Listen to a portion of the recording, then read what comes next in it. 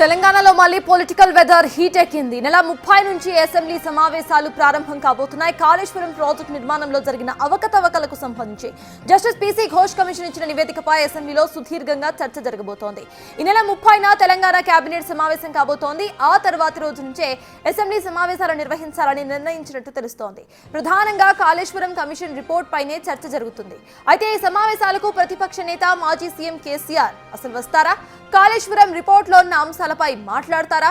తనపై వచ్చిన ఆరోపణలకు ఎలాంటి సమాధానం చెబుతారు అనేది ఉత్కంఠ రేపుతోంది.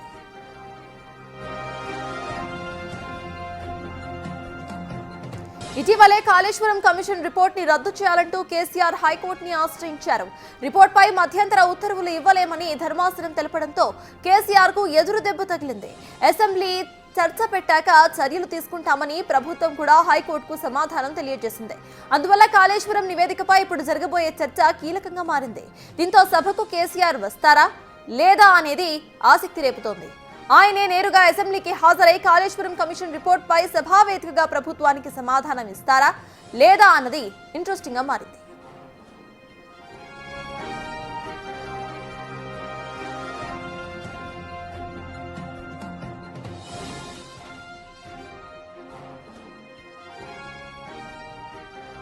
కాళేశ్వరం కమిషన్ నివేదికపై సుప్రీంకోర్టులో ప్రభుత్వం కేవియట్ దాఖలు చేసింది.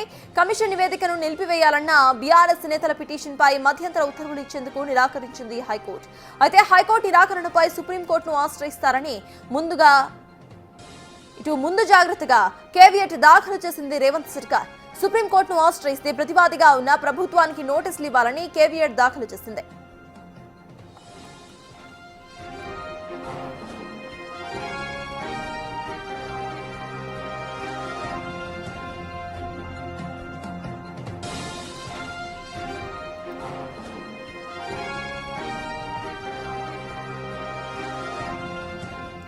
తెలంగాణలో మళ్లీ పొలిటికల్ వెదర్ హీట్ ఎక్కింది.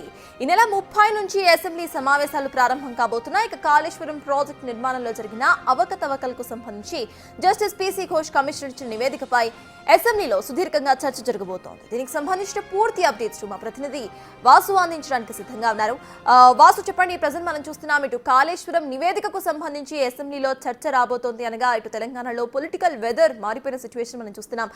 దీనికి సంబంధించి అసలు అపోజిషన్ పార్టీ మెయిన్ గా వాళ్ళ మీద ఎలిగేషన్స్ ఎక్కువగా కనిపిస్తున్నాయి కాబట్టి వాళ్ళ సైడ్ నుండి అసలు వాదనలు ఎలా వినిపించే అవకాశం ఉందనుకోవాలి? అసెంబ్లీలో ఎటువంటి డిస్కషన్స్ వచ్చే అవకాశం ఉందనుకోవాలి వాసు?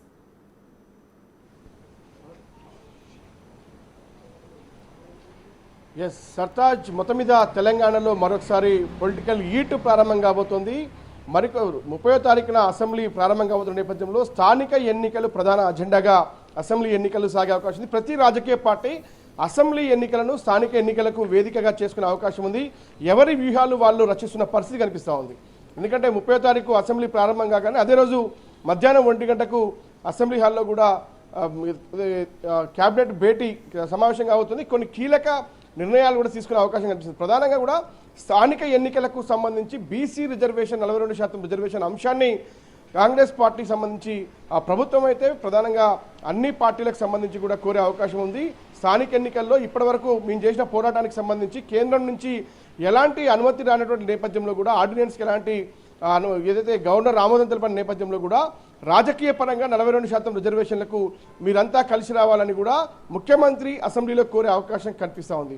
చూడాలి మరి దానికి సంబంధించి ఇటు ప్రతిపక్ష బీఆర్ఎస్ బీజేపీ పార్టీలు మరి ఎలాంటి వ్యూహాన్ని రచించబోతా ఉన్నాయో చూడాలి. ఇక ప్రధానంగా మరో అంశానికి సంబంధించి కూడా కాళేశ్వరం కమిషన్ ఇచ్చిన నివేదికకు సంబంధించి కూడా అది అసెంబ్లీలో ప్రవేశపెట్టి దానిపైన చర్చించాలని కూడా ప్రభుత్వం భావిస్తూ ఉంది. కాబట్టి మరి బీఆర్ఎస్ వ్యూహం ఏంటి అంటే ఇప్పటికే నిన్న ఎర్రబెల్లి ఫామ్ హౌస్లో కూడా హరీష్ రావు కేసీఆర్తో భేటీ అయ్యారు.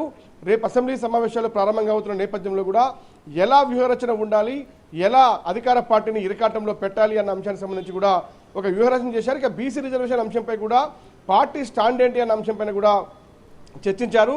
ఇప్పటికే హైకోర్టును కూడా ఆశ్రయించారు. ఈ కేసు సంబంధించి బీసీ కమిషన్ నివేదికను దాని మీద క్వాష్ చేయాలి, కొట్టివేయాలంటూ కూడా వాళ్ళు హైకోర్టు ఆశ్రయించిన నేపథ్యంలో ఇప్పటికే 5 వారాల వాయిదా పడింది.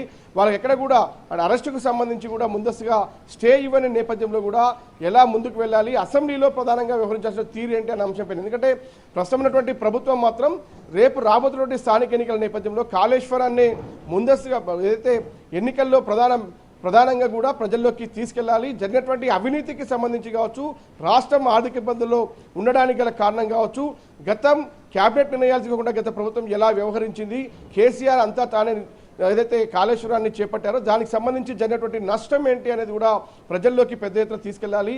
ఇది అసెంబ్లీలో చర్చ జరగాలని ప్రభుత్వం భావిస్తూ ఉంది.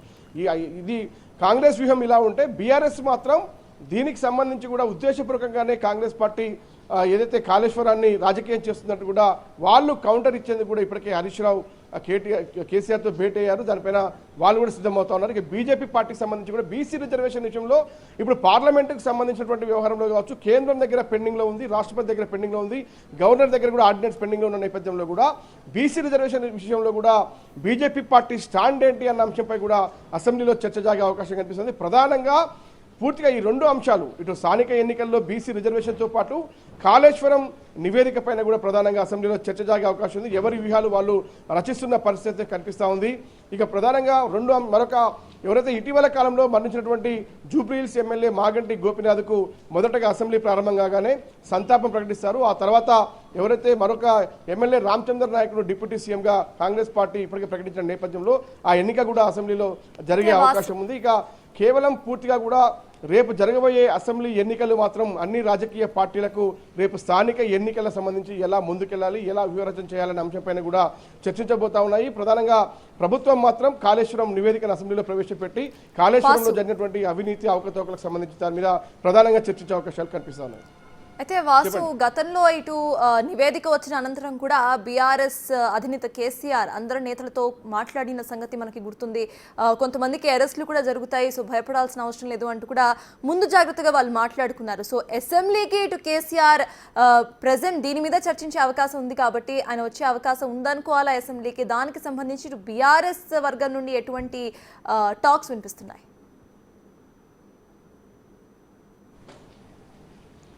ఇప్పటికే కాంగ్రెస్ పార్టీ కూడా ఒకవేళ కాళేశ్వరం కమిషన్ ఇప్పటికే తప్పుపడుతున్న నేపథ్యం కావచ్చు, తప్పుపడుతూ కూడా హైకోర్టులో పిటిషన్ కూడా దాఖలు చేశారు కేసీఆర్, హరీష్ రావు.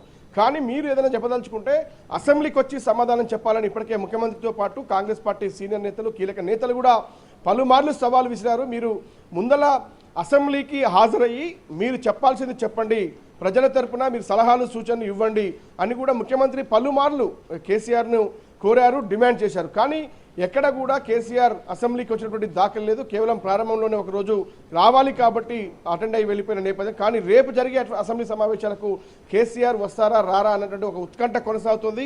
మరోపక్క కాళేశ్వరం కమిషన్ పైన చర్చ జరుగుతున్న నేపథ్యంలో కూడా కేసీఆర్ రాకపోవచ్చు అని మాత్రం ఆ పార్టీ వర్గాల నుంచి వస్తున్నటువంటి సమాచారం. కాబట్టి హరీష్ రావు మాత్రమే మొత్తం దీనిపైన ఆయన చర్చించే అవకాశం ఉంది, ఆయన దీనిపైన మాట్లాడే అవకాశం ఉంది. అసలు మొత్తం మీద బీఆర్ఎస్ పార్టీ సమావేశాలకు హాజరవుతారా లేరా అంటే కూడా కొంచెం ఆలోచించాల్సినటువంటి అంశమే. కాబట్టి చూడాలి, బీసీ రిజర్వేషన్ అంశంతో పాటు కాళేశ్వరం కమిషన్ విషయంలో కూడా బీఆర్ఎస్ పార్టీని అధికార కాంగ్రెస్ పార్టీ ఇరకాటంలో పెట్టాలని మాత్రం ఒక వ్యూహరచన రచించింది. దానికి సంబంధించి ఎలా కౌంటర్ చేయాలనే అంశానికి సంబంధించి కూడా బీఆర్ఎస్ వ్యూహం ఏంటి అంటే కేసీఆర్తో మంతనాలు సాగిస్తూ ఉన్నారు. వాళ్ళు హాజరవుతారా, హాజరు కారా, హాజరవుతే హరీష్ రావు మరొకసారి మరి ఇప్పటికే చూసాం ఇటీవల కాలంలో కేబినెట్ సమావేశం అంతతో కూడా Uttam Kumar Reddy power point presentation ఇచ్చారు. కానీ దాని తర్వాత మళ్ళీ హరీష్ రావు అయితే భవన్ సంబంధించి కూడా ఆయన పవర్ పాయింట్ ప్రజెంటేషన్ ఇచ్చారు. కాళేశ్వరం గురించి, కాళేశ్వరం ఎందుకు కట్టాం, ఎలా కట్టాం, దానివల్ల ప్రయోజనం ఏంటి అన్న అంశానికి సంబంధించి ఆయన ప్రజెంటేషన్ ఇచ్చారు. కానీ మళ్ళీ తిరిగి అసెంబ్లీలో కూడా అదే తరహాలో హరీష్ రావు వ్యవహరించే అవకాశం కనిపిస్తూ ఉంది. కానీ ఇక్కడ కాళేశ్వరంతో పాటు ఎన్డీఎస్తో పాటు విజిలెన్స్ నివేదికలు ఏం చెప్పాయి,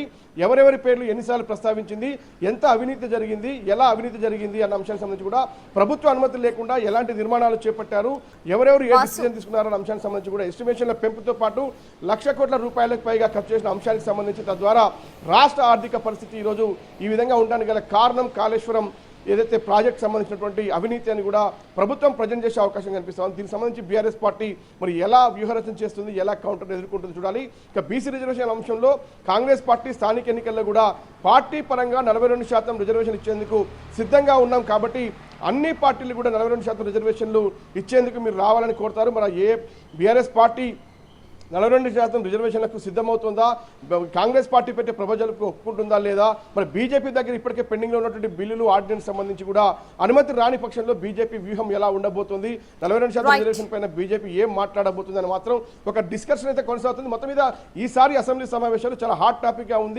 ఉండబోయే అవకాశం కనిపిస్తోంది. మరోపక్క స్థానిక ఎన్నికలు ప్రధాన ఎజెండాగా అన్ని పార్టీలు దీనిపైన పెద్ద ఎత్తున కూడా డిస్కషన్ చేసే అవకాశం కనిపిస్తోంది. Yes, thank you, Vasu.